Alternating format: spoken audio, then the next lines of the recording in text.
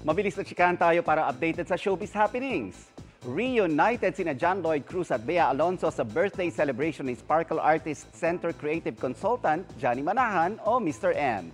Spotted sila together in one frame sa IG post ni Bea kasama ang iba nilang showbiz friends. Nabalot naman ng hiyawan ang Manila concert ng South Korean rock band na The Rose.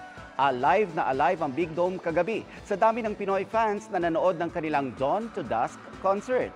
Masaya ang banda sa pagbabalik nila sa bansa at sinabi rin nilang mahal nila ang kanilang Filipino fans.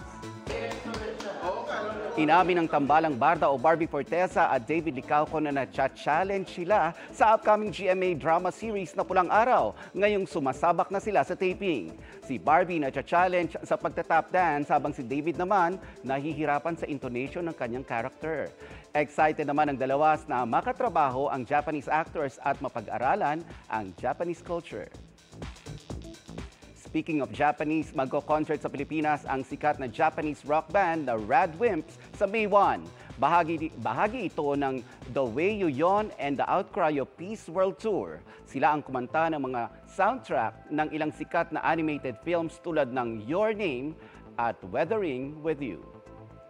Mga kapuso, maging updated sa showbiz happenings anumang oras. Mag-subscribe sa GMA Integrated News sa YouTube. At para sa mga kapuso abroad, bisitahin ang GMA Pinoy TV at www.gmanews.tv.